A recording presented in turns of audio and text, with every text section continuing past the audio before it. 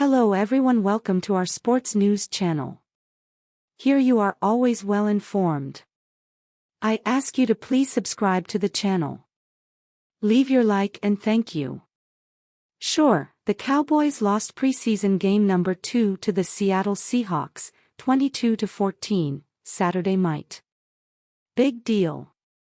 It's preseason, and once again the Cowboys sat 26 players, 21 of those considered starters. No biggie. Now, looks like the Cowboys suffered their first rash of injuries, and sounds as if there will be little good news arriving after further tests were to be performed on DeMarvion Overshown, John Stevens, and Matt Waletzko on Sunday, the Cowboys fearing torn ACLs for Overshown and Stevens, while Waletzko suffered a right shoulder subluxation. As head coach Mike McCarthy said after the game, "You just say your prayers and hopefully the imaging points in the right direction." Just a shame, especially since all three of those youngsters were showing great promise. And like in the first game when 2 fumbles cost the Cowboys 15 points, 8 that Jacksonville scored and 7 the Cowboys didn't, ending up losing by 5, this time 2 15-yard goofy personal fouls aided and abetted the Seahawks scoring 10 points, the Cowboys ending up losing by 8. Oh, well. But there is something brewing on this offense and has little to do with totaling just 293 yards and but 14 points in this game here at Lumen Field before 68,458. Let's start small and then go big. Deuce did it again. Scored on a 14-yard run, his second touchdown of the preseason while only getting 5 carries behind a conglomerate of backup and soon-to-be practice squad offensive linemen. And it's not the fact the 5'5", 180-pound running back scored a touchdown. Heck, even at his size he scored 43 during his 4 seasons at Kansas State.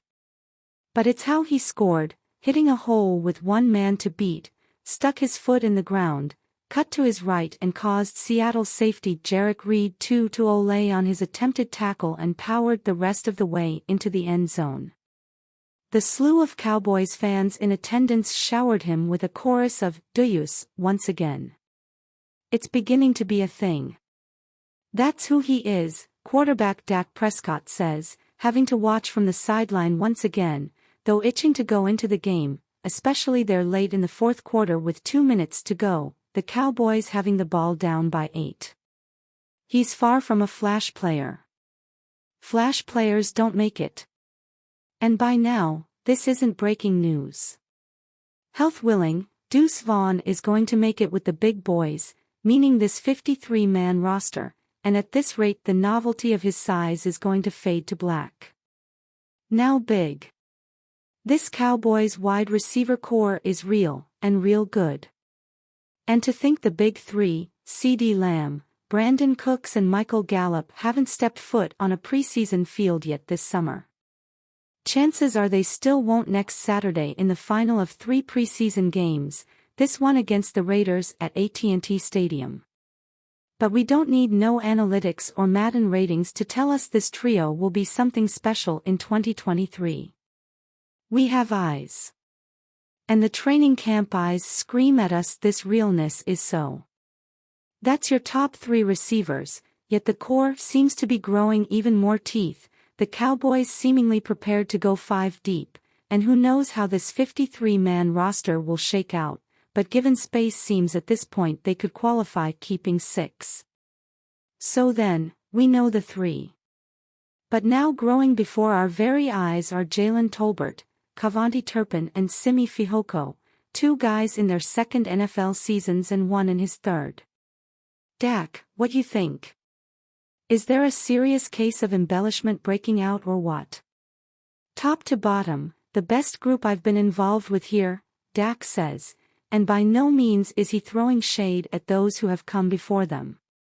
You know, like Amari Cooper, Cole Beasley, Dez Bryant, Terrence Williams, Randall Cobb, T.Y. Hilton and them. They're deep. They're deep. Rolling in the deep, mind you. Last year's rookie receiver Tolbert is no longer a rookie. He is making that second-year leap, and by bounds too. did it again in this game Saturday night. He caught 4 passes for 66 yards. Looks like a completely different receiver from his rookie season.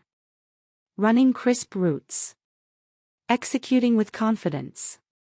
Looking like he belongs.